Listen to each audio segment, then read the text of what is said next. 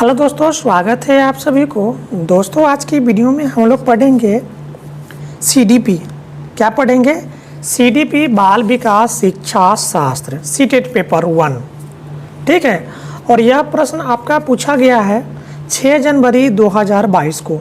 ठीक है, 6 जनवरी 2022 को यह प्रश्न आपका पूछा गया है बाल विकास शिक्षा शास्त्र सीडीपी से। ठीक है, कब पूछा गया है? 6 जनवरी 2022 को सीडीपी का प्रश्न जो आपका सीटेट पेपर 1 में पूछा गया था, सीडीपी का प्रश्न, वह सभी प्रश्न आज हम इस वीडियो में पढ़ेंगे। ठीक है दोस्तों, हम आपके लिए वर्ष 2011 से 2024 तक अब तक जितने भी सीटेट के एग्ज़ाम में प्रश्न पूछा गया है वह सभी प्रश्न मैं आपके सामने लेकर आता रहता हूं। ठीक है, तो चैनल पर नए आए हैं तो चैनल को ज़रूर सब्सक्राइब कर लीजिएगा ताकि जो भी वीडियो हम लेकर आएंगे इसकी जानकारी सबसे पहले आपको मिल जाएगी। ठीक है, तो चैनल को ज़रूर सब्सक्राइब कर लीजिएगा। कुछ नहीं, आप वर्ष 2011 से लेकर के 2024 तक, ठीक है, जितने भी परीक्षाएं में प्रश्न पूछा गया है, ठीक है, 2011 से 24 तक में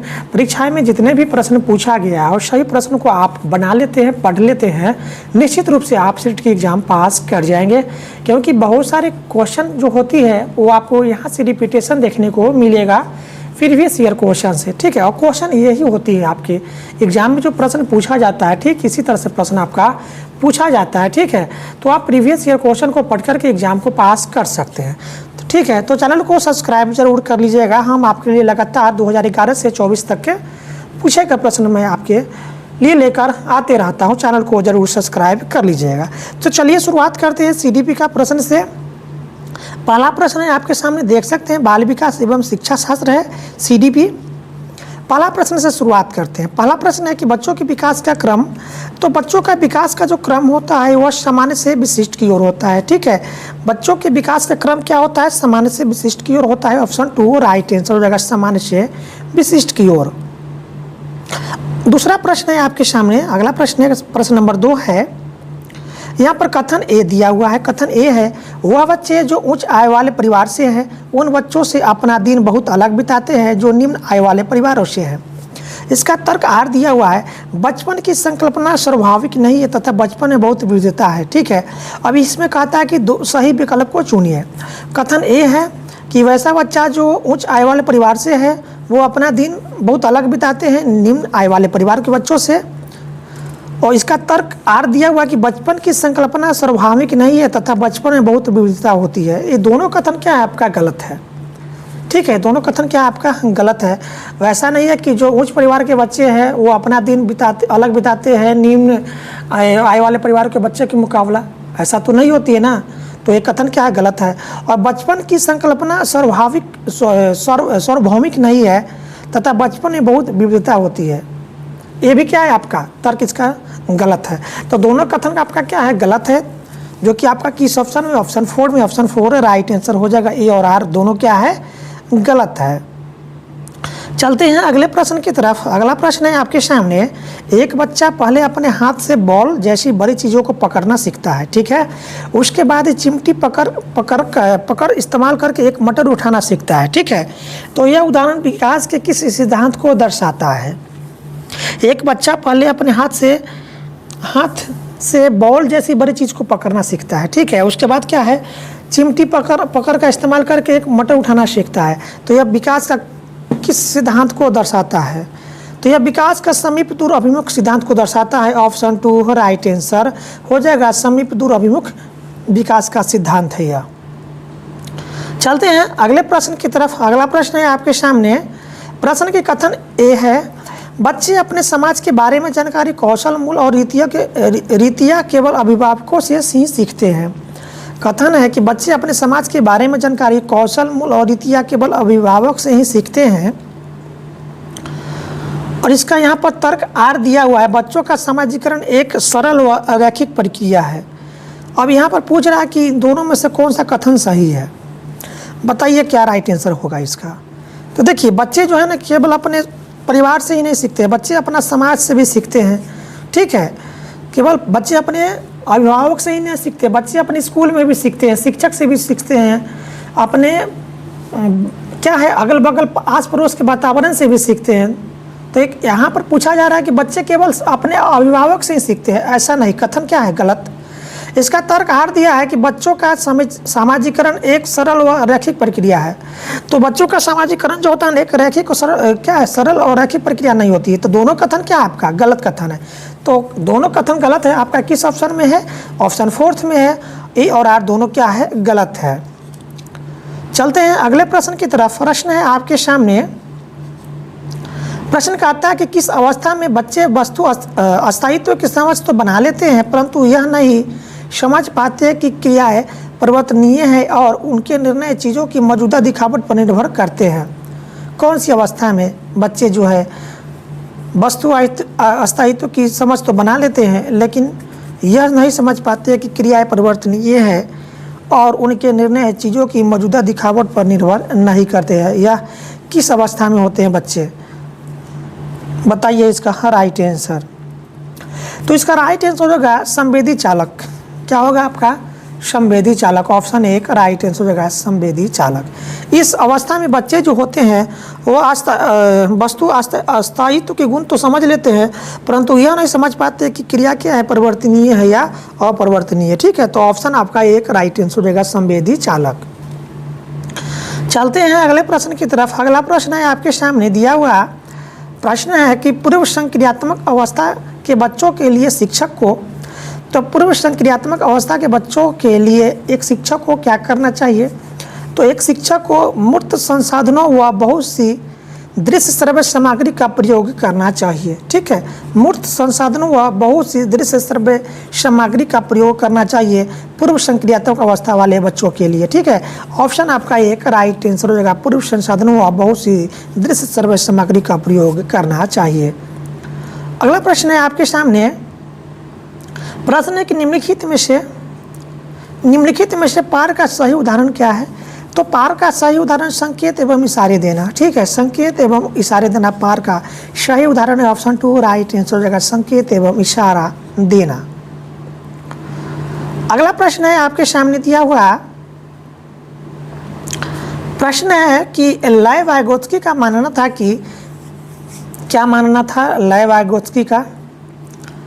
तो ज्ञान का सह निर्माण उस क्षेत्र में होता है जो बच्चों के स्वतंत्र रूप से कार्य करने व दूसरों की मदद करने में है। ठीक है, ये किनका मानना था, लय वाइगोत्स्की का मानना था कि बच्चों का ज्ञान का सह निर्माण जो होता है उन क्षेत्रों में होता है जो बच्चों के स्वतंत्र रूप से कार्य करने व दूसरे की मदद करने में होता है। ठीक है, ऑप्शन आपका 4 राइट आंसर हो जाएगा। प्रश्न है आपके सामने, अगला प्रश्न है, लॉरेंस कोहलबर्ग द्वारा प्रतिपादित नैतिक विकास के किस स्तर पर व्यक्ति यह तर्क करते हैं कि मानव अधिकार व न्याय सबसे जरूरी है, भले ही वह सामाजिक कानून के खिलाफ हो। तो लॉरेंस कोहलबर्ग नैतिक विकास के किस स्तर पर बच्चे समझते हैं कि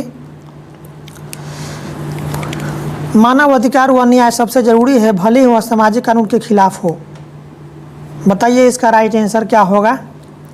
तो यह अधिकारिता एवं सामाजिक क्रम और व्यवस्था अभिविन्यास होगा। ठीक है, राइट आंसर क्या होगा, ऑप्शन 3 होगा, अधिकारिता एवं सामाजिक क्रम और व्यवस्था अभिविन्यास। ठीक है, ऑप्शन 3 राइट आंसर हो जाएगा। चलते हैं अगले प्रश्न की तरफ। अगला प्रश्न है, एक प्रगतिशील कक्षा में अधिगम। तो एक प्रगतिशील कक्षा में अधिगम एक सामाजिक प्रक्रिया होती है। ठीक है, अधिगम क्या होती है, एक सामाजिक प्रक्रिया होती है। तो ऑप्शन 2 राइट आंसर हो जाएगा, एक प्रगतिशील कक्षा में अधिगम एक सामाजिक प्रक्रिया है। अगला प्रश्न है आपके सामने दिया हुआ प्रश्न कहता है कि हार्वर्ड गार्डनर अनुसार निम्नलिखित में कौन सा कथन सही है। तो हार्वर्ड गार्डनर कथन के अनुसार हर व्यक्ति में विविध प्रकार की बुद्धिमत्ताएं होती है। ठीक है, यह कथन किनका है, हार्वर्ड गार्डनर का है। हार्वर्ड गार्डनर का बहुबुद्धि सिद्धांत में क्या है कि हर व्यक्ति में विविध प्रकार की बुद्धिमत्ताएं होती है। ऑप्शन 2 राइट आंसर हो जाएगा। चलते हैं अगले प्रश्न की तरफ। अगला प्रश्न है आपके सामने दिया हुआ प्रश्न कहता है कि राष्ट्रीय शिक्षा नीति 2020 पूरे देश के लिए प्राथमिक स्तर पर भाषा, किस भाषा को निर्देश के माध्यम से प्रस्तावित करती है। तो देखिए, राष्ट्रीय शिक्षा नीति 2020 पूरे देश के लिए प्राथमिक स्तर पर मातृभाषा या घर की भाषा, ठीक है, मातृभाषा या घर की भाषा को निर्देश के माध्यम से प्रस्तावित करती है। ठीक है, ऑप्शन 4 आपका राइट आंसर हो जाएगा, मातृभाषा या घर की भाषा। ठीक है, 2020 NEP 2020 कहता है कि बच्चों को कक्षा में उनकी घर की भाषा या मातृभाषा को ही के अनुसार ही सिखाना चाहिए। ठीक है, बच्चों जो जिस भाषा में सीखते बच्चे, यदि बच्चे जो है ना अपनी सबसे पहले अपने परिवार से ही सीखते हैं भाषा को, तो उनके भाषा को ही उनकी कक्षा में प्राथमिकता दी जाए, यह कहता है आपका राष्ट्रीय शिक्षा नीति 2020। तो ऑप्शन 4 आपका राइट आंसर हो जाएगा, मातृभाषा या घर की भाषा। चलते हैं अगले प्रश्न की तरफ। अगला प्रश्न है आपके सामने कि बैठने की व्यवस्था में लचीलापन अधिगमकर्ताओं का समूह में कार्य करना किस कक्षा कक्ष की विशेषता है? बताइए इसका राइट आंसर। तो सामाजिक संरचनावादी कक्षा कक्ष की विशेषता होती है आपका बैठने की व्यवस्था में लचीलापन अधिगमकर्ताओं का समूह में कार्य करना। तो ऑप्शन आपका राइट आंसर क्या हो जाएगा? 2 सामाजिक संरचनावादी कक्षा कक्ष।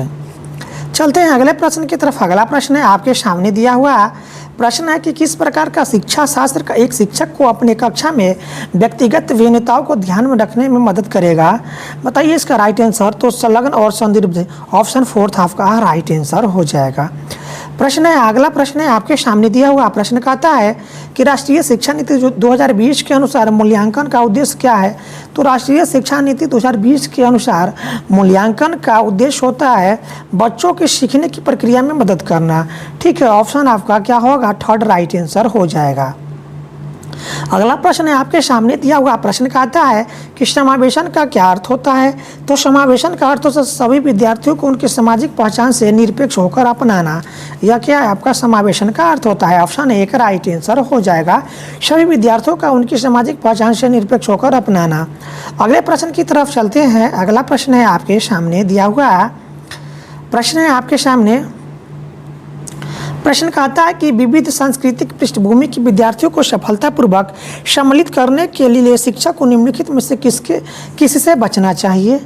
बताइए इसका राइट आंसर। तो प्रभुत्वशाली समूहों के अनुभवों को प्राथमिकता है। ठीक है, तो विविध सांस्कृतिक पृष्ठभूमि के विद्यार्थियों को सफलतापूर्वक सम्मिलित करने के लिए शिक्षक को किससे बचना चाहिए? तो प्रभुत्वशाली समूह के अनुभवों को प्राथमिकता है। ठीक है, इससे क्या है शिक्षक को बचना चाहिए। तो ऑप्शन आपका 2 राइट आंसर हो जाएगा। ठीक है, चलते हैं अगले प्रश्न की तरफ। अगला प्रश्न है आपके सामने दिया हुआ प्रश्न है कि डिसलेक्सिया मुख्य रूप से कठिनाई से जुड़ा है।